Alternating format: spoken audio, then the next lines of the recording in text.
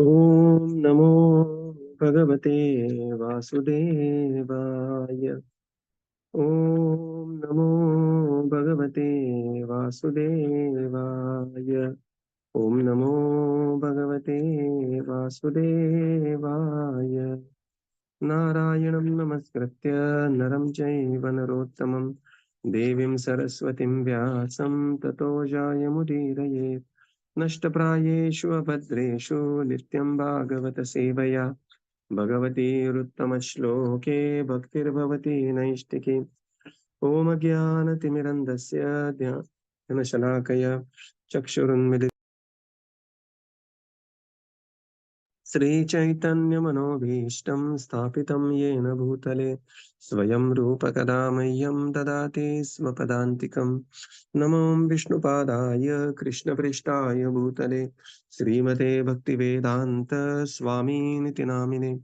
नमस्ते सरस्वते देवे गौरवाणी प्रचारिणे निर्विशेष शून्यवादी पाश्चात्यदेशतारिणे। जय श्री कृष्ण चैतन्य प्रभो नित्यानंद श्री अद्वैत गदाधर श्रीवासादि गौर भक्त वृंद। हरे कृष्णा कृष्णा कृष्णा हरे हरे, हरे Ram Ram Ram Hare Hare. Hare Krishna. Reading from Srimad Bhagavatam. By His Divine Grace, A.C. Bhaktivedanta Swami Srila Prabhupada Ki Jai. We are reading from Canto 3, Chapter 26, Fundamental Principles of Material Nature. So, we are seeing the evolution of the Tanmatras. So, we are at text 38. Vayoscha sparsha tanmatra rupam daivaritadabut samuthitam tadastejas chakshuh rupo palambanam. Translation. By interactions of the air and the sensations of touch, one receives different forms according to destiny. By evolution of such forms, there is fire, and the eye sees different forms in color. Purport. Because of destiny, the touch sensation, the interactions of air, and the situation of the mind, which is produced of the ethereal element, one receives a body according to his previous activities. Needless to say, a living entity transmigrates from one form to another. His form changes according to destiny and by the arrangement of a superior authority which controls the interaction of air and the mental situation. Form is the combination of different types of sense perception. Predestined activities are also plans of the mental situation and the interaction of air. Hare Krishna. Yeah. So, now the interaction of the air and the sensation of touch, one receives the different forms as per Daiva Aribhut. So Daivaribhut, that is according to destiny. So we often quote this Karmana Daiva Netrena. So this is how this is happening, that is being explained here. Right. In the purport, Srila Prabhupada explains, because of destiny, the touch sensation, interactions of air, the situation of mind, which is produced by ethereal elements, one receives a body according to one's previous activities. So when we receive a body, it has a lot of things in combination. So there is a karma and there is daiva largely. And this is in detail, if we go, this is how the whole thing is happening. There is that sparsha is going to come in picture, vayu is going to come in picture, situation of mind, rupam, that is also going to come picture. And this is how the living entity will receive a form. This form changes according to destiny and by arrangement of a superior authority, karmana daiva nitrena, then along with interactions of air and the mental situation. So, one final statement Prabhupada writes here, predestined activities are the plans of the mental situation and interactions of air. So, mana and vata, they will come together, and this is how one will have the predestined activity. And so now one can see how powerful bhakti is. The power of bhakti is that bhakti will completely eradicate the subtle body. Just imagine power of bhakti. When we say karmani nirdahati kintu cha bhakti bhajam, so power of bhakti is that one can completely eradicate with the intense practice of bhakti, tivrena bhakti yogena, one can completely eradicate the subtle body and change it into a completely spiritual subtle body, spiritualized subtle body. And therefore, to the degree we read the interactions of matter and how tightly one is controlled. And really, I mean, I come from a background where I had absolutely no faith in God, or even more or less agnostic kind of a thing.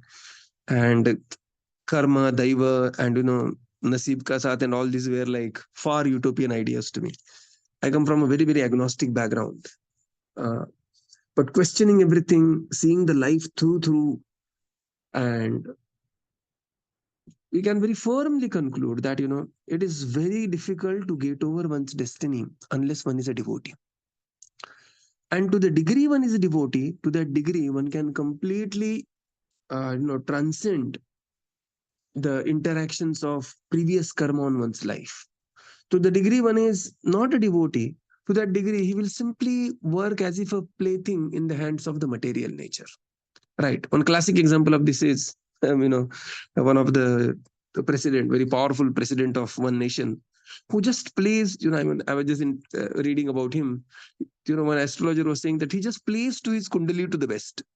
Whatever is supposed, you can very easily predict. So to the degree we are in the bodily consciousness away from Krishna, to that degree, actually, we just helplessly act in the hands of material nature and the previous karma, prakriti kriyamanani, guni karmani sarvasha.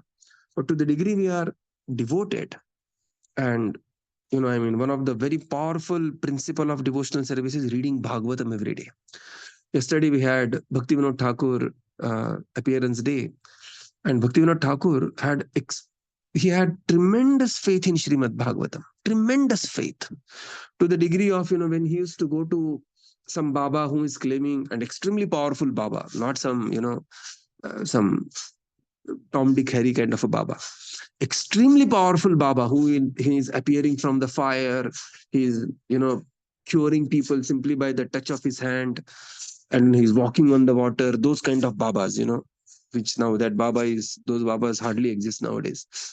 And but they themselves claiming God, and to counteract him, Siddha Bhaktivinoda Thakur simply used to go with Srimad Bhagavatam. Go to his ashram or near his ashram, read Srimad Bhagavatam for 1 week, 2 weeks, 1 month, completely eradicate that tantric prabhava, and establish supremacy of devotional service. So Prabhupada writes here, the predestined activities are the plans of the mental situation and the interactions of air. Okay. So in our folk tales, the language we have already this buddhi karmanusarini. Buddhi also happens according to one's karma. Vinasha kale viparita buddhi, right? So when we engage buddhi in devotional service, then by becoming devotee, we are not aware how much immense favor we are doing on ourselves. Right? Okay. So this is very important. Text 39. Dravya krikutitam Dravya akrutitvam gunita vyakti samkhyatmamev cha tejastvam tejasah sadvi rupamatrasya vrittayah. Translation. My dear mother, the characteristics of form are understood by dimension, quality, and individuality. The form of fire is appreciated by its effulgence, purport. Every form that we appreciate has its particular dimensions and characteristics. The quality of a particular object is appreciated by its utility, but the form of sound is independent. Forms which are invisible can be understood only by touch, that is, the independent appreciation of invisible form. Visible forms are understood by analytical study of their constitution. The constitution of a certain object is appreciated by its internal action.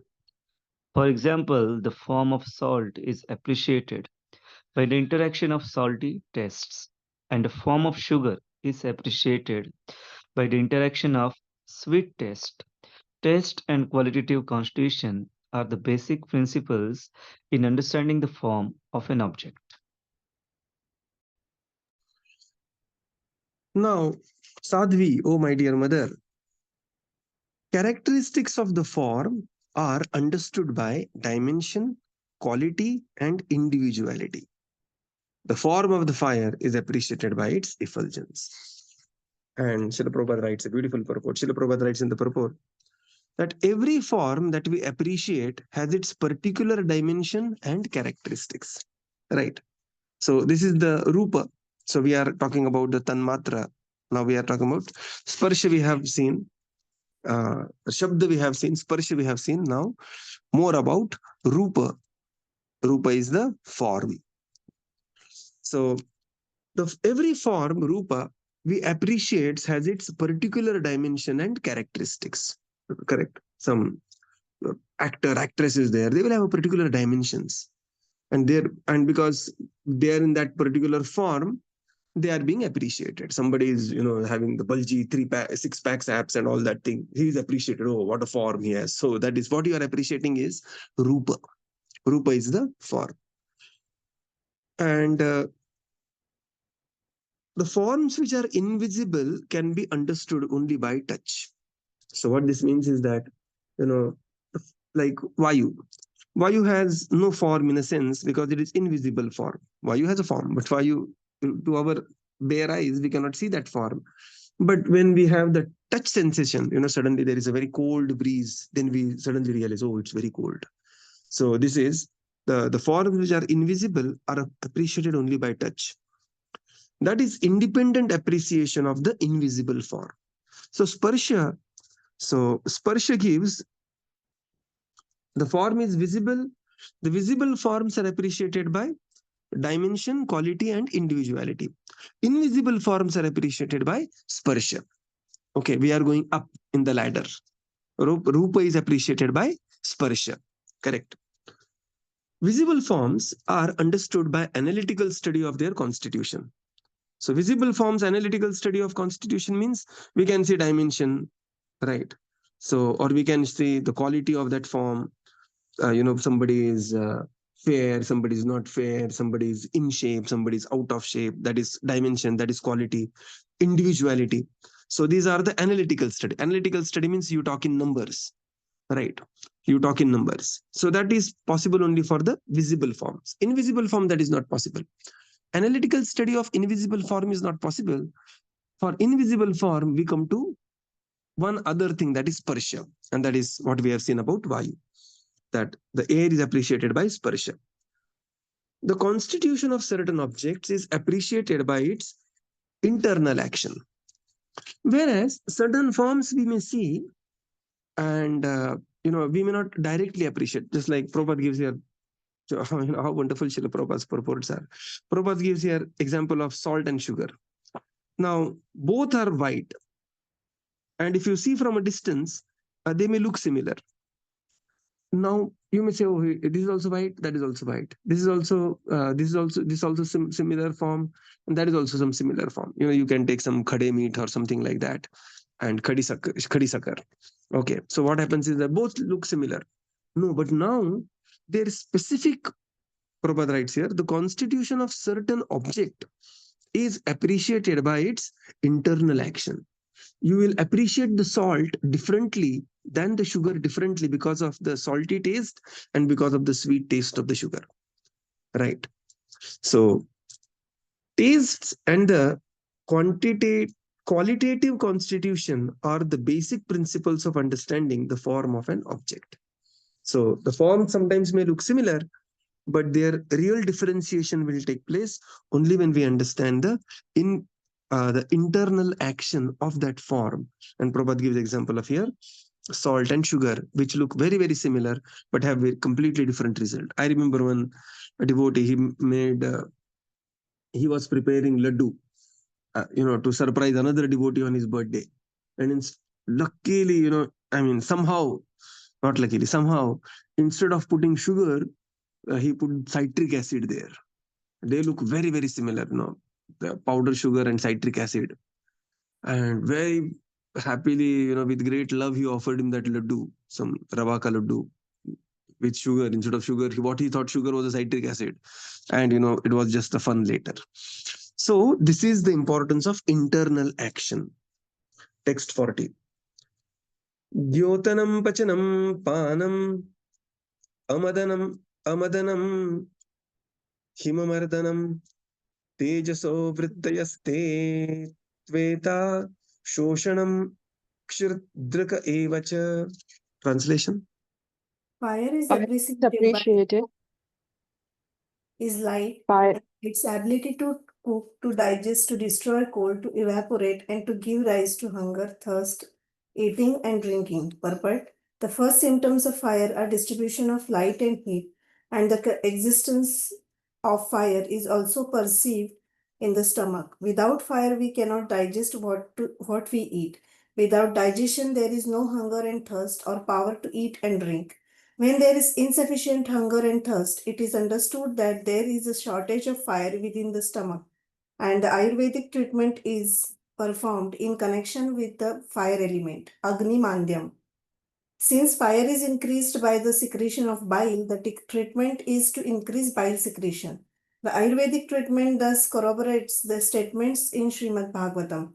The characteristic of fire in subduing the influence of cold is known to everyone. Severe cold can always be counteracted by fire. Now we come to the next, that is fire. Fire is appreciated by its light and ability to cook, digest, destroy cold, evaporate, give rise to hunger, thirst, eating, and drinking. In the purport, Srila Prabhupada writes, so now fire, what we are seeing here, just with fire, what happens? Fire internally, externally. So there is internal fire, there is external fire. The external fire one can appreciate by, first symptom of fire is distribution of light and heat. So one will immediately see one will see the light, one will feel the heat. That is the external fire. The internal fire is Jatharagni. So Jatharagni means, according to Ayurvedic principle, there is Kapha, Vata, Pitta, and there is Agni within the stomach, which is called as Jatharagni. And this Jatharagni is actually helping digestion. And whenever this Agni becomes Manda, or Agni becomes low in intensity, then that is called as Agni Mandya, Prabhupada writes. And Agni Mandya means, and that is Agni Mandya is treated by secretion of more Pitta or more bile. And Prabhupada says, the Ayurvedic treatment thus corroborates the statements of Srimad Bhagavatam. Right. So very, very much in sync with the Vedic study of Srimad, the Vedic study. So these are the internal and external activities of the fire. Characteristics of fire in subduing the influence of cold is very well known to everyone. Whenever there's excessive cold, one will just heat oneself.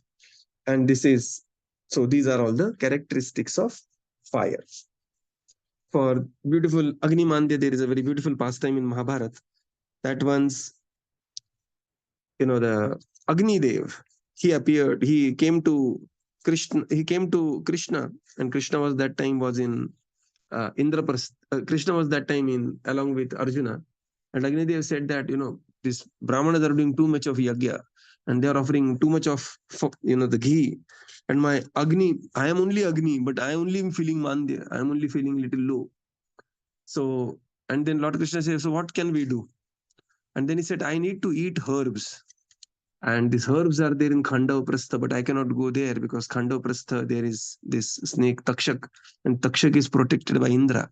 So whenever I go and try to eat some, the trees there, Indra comes with torrential rains and there is no Agni there. So please, while I eat this Khandava-prastha, that means burn this Khandava-prastha forest by fire, give me protection from Indra. And Krishna said, you have come here and surrendered, but here the king is Yudhishthir. So myself and Arjun, we will come and protect you. And then there is a celebrated pastime of, the Indra being pleased by Arjuna by his, the archery, and the Khandava-prastha is converted into Indraprastha. So all that is from Agni Mandya, felt by Agni Dev himself, right?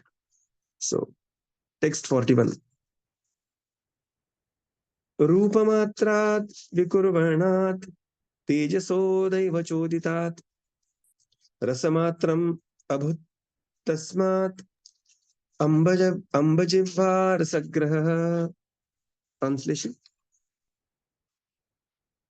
By the interaction of fire, the visual sensation, the subtle element taste evolves under a superior arrangement.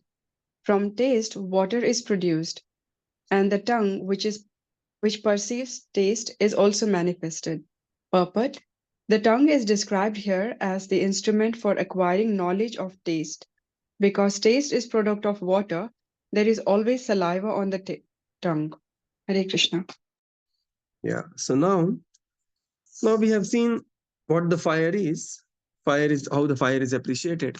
Now the next is by the interaction of fire and the visual sensation, the subtle element of taste evolves. Right. From taste, water is produced, and the tongue, which perceives the taste, also becomes manifested. So the instrument here is the tongue, the tanmatra is the taste, and the interacting elements are fire and the visual sensation. Now, what is this fire and visual sensation is?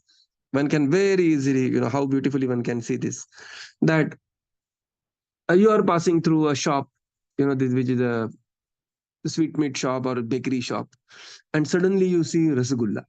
So when you see rasgulla, this is the visual sensation. What happens is when we see rasgulla, and if we are hungry, then automatically there will be saliva. And this this experience can summarizely explain this verse. By interaction of fire, we are hungry, and visual sensation, we have seen the rasgulla. The subtle element of taste evolves. Suddenly we remember the taste of the rasgulla. And what is the manifestation of the taste? Manifestation of taste is our mouth will be watering. Muh mein pani aana. Okay, right. This is how Srimad Bhagavatam is so very, uh, close to the human experience. Correct? Prabhupada says in the purport, the tongue is described here as the instrument for acquiring knowledge of taste. And because of taste is product of water, there is always saliva on the tongue. Right? So this is manifestation of taste, tongue, and interaction with fire, and druk, and water. Right? Text 42. Now, different types of tastes. Now we have come to taste now. Taste as a now different types of the taste now here. Kashayo madhurastiktah katwamla iti naikadha bhautikanam vikarena rasa eko vividyate. Translation. Although originally one, taste becomes manifold as astringent, sweet, bitter, pungent, sour, and salty due to contact with other substances. Hare Krishna. Originally one, the taste becomes 6 in the manifestation, and these are the shad rasas, and that's it. There is nothing more than that. All the taste and the tasty items that we have is all interactions of these shad rasas. Which are these rasas? Kashaya. Kashaya means astringent. Marathi madhe, we call it turati, or turat. Yeah, so that is kashaya. Madhur is sweet. Tikta is not tikhat. Tikta is bitter. Right. Katu is the pungent, like karela ka sabji. Amla, that is nimbu, sour. And this is how there is manifestation of the taste is originally one, but then it manifests into these different manifestations. Text 43. Kledanam pindanam truptihi prananapyo nandanam tapapanodano bhuyas tvambhaso vrittimastiyah. Translation. The characteristics of water are exhibited by its moistening other substances, coagulating various mixtures, causing satisfaction, maintaining life, softening things, driving away heat, incessantly supplying itself to reservoirs of water, and refreshing by slacking thirst. Purport: starvation can be mitigated by drinking water. It is sometimes found that if a person who has taken a vow to fast takes a little water at intervals, the exhaustion of fasting is at once mitigated. In the Vedas, it is also stated, Apomayah pranaha. Life depends on water.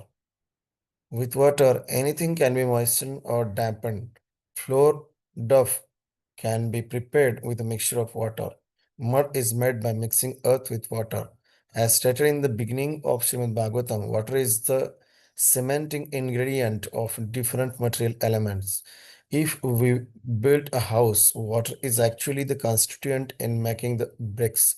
Fire, water, and air are the exchanging elements for the entire material manifestation, but water is most prominent. Also, excessive heat can be reduced simply by pouring water on the heated field. Now, the characteristics of water, they are exhibited by moistening the substance. Prabhupada says when we are making the dough, make chapati and everything, you are basically putting the water, moistening the substance, coagulating various mixtures, creating various, we are creating some uh, nimbu sharbat or something like that. Okay, so what we are doing, again, we are putting water. Causing satisfaction, jala, okay. Maintaining life, therefore water is also called as jivana. Softening the things, right? And then driving away heat and instantly supplying itself with to the reservoirs of water, refreshing by slacking thirst. So these are the characteristics of water. So when we see Srimad Bhagavatam, what we can say is Srimad Bhagavatam will touch from Anu to Brahmanda, right? And everything in between. We can find something which we can relate in immediate life. We can find something which we can relate in the universal level. We have the same Srimad Bhagavatam we are describing about origin of the universe and the Sa Aikshataha and everything else. And now it is so close to that we are visiting Rasgulla shop also. And what happens is that interaction. So this is the beauty and expanse of Srimad Bhagavatam. In the purport, Srila Prabhupada writes that the starvation can be mitigated by drinking water. And what is the example? Example is Prabhupada gives example of Gandhiji doing so many fastings, and this in between he used to take water. So Prabhupada says somebody is fasting for some reason, then he will take water, and water can maintain prana, and therefore Prabhupada quotes Vedas say, "Apo mayah prana," that life depends on water. So it's very important actually. We keep ourselves sufficiently hydrated.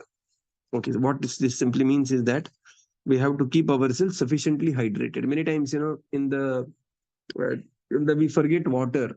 Nowadays, there are water alarms also.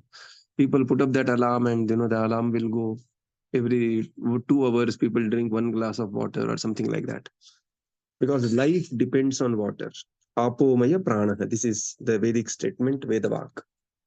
With water, one can moisten or dampen the substances, and Prabhupada gives example of a mud or dough that is being made. And water is a cementing element. Water will, the put things together. And Prabhupada says here, just like one is building one's house, one will be using extensively water, right? So fire, water, air, these are the primary elements of entire material manifestation. And amongst that is water is most prominent, and therefore water is also called as jivanam, because water is very, very prominent. It can dry away the excessive heat. So what it means is we have to keep these elements pure in our life, so that we maintain the vital force in the body, we maintain the rigorous energy, and therefore we should have pure water, pure air, pure fire, pure food that we are eating. So that is very important to maintain this, the ingredients very, very well. So now what we see here, this taste is product of water, and therefore there is saliva on the tongue, and from there is coming taste. And here also we'll see there are all other 4 are going to come. When we conclude this chapter, we will see how one is coming through another, and how the progressively gross element will contain all other previous characteristics, right? Like there is a form, touch, sound, and smell. text 44. This is the last shloka we'll take. रसमात्रात् विकुर्वाणात् अम्बसोदैव चोदितात् गन्धमात्रं भूतस्मात् पृथ्वीघ्राणस्तु गन्धगः. Translation. Due to the interaction of water with the taste perception, the subtle element odor evolves under superior arrangement. Thence, the earth and the olfactory senses by which we can variously experience the aroma of the earth become a manifest. Hare Krishna. Now we are discussing manifestation of Gandha. So Sparsha, Rupa, now Rasa, and now we are discussing Gandha. Okay, so these are the 5 tanmatras. And one after another, Srimad Bhagavatam is beautifully discussing this. Or Kapila Muni is explaining this to his mother. Due to interaction of water with the taste perception. Okay, now water is interacting with Rasa. The subtle element of odor evolves. Then there is Gandha. Under superior arrangement, Daiva Choditat, Karmana Daiva Netrena. So Daiva is always there. Because matter on itself will not act. Thence the earth and the odory sense by which one can variously experience the aroma, the earth becomes manifest. So there is now manifestation of Gandha. So we will conclude here and continue tomorrow. Srila Prabhupada ki jai, Jai. Gaura Bhakta Vrinda ki jai. Thank you, Jai. Prabhupada. Thank you, everyone. Thank you, Hare Krishna. Prabhupada. Thank you, Prabhupada. Thank you, Prabhupada. Thank Thank you, you, Prabhupada. Prabhupada. Hare Krishna. Hare Krishna. Prabhupada. Thank you, Prabhuji. Hare Krishna. Hare Krishna. Pradam Pram Prabhuji. Thank you, Thank you, Prabhupada. Prabhupada. Thank you, Prabhuji. Hare Krishna. Pradam Pram Prabhuji. Prabhupada, thank you. Thank you. Hare Krishna.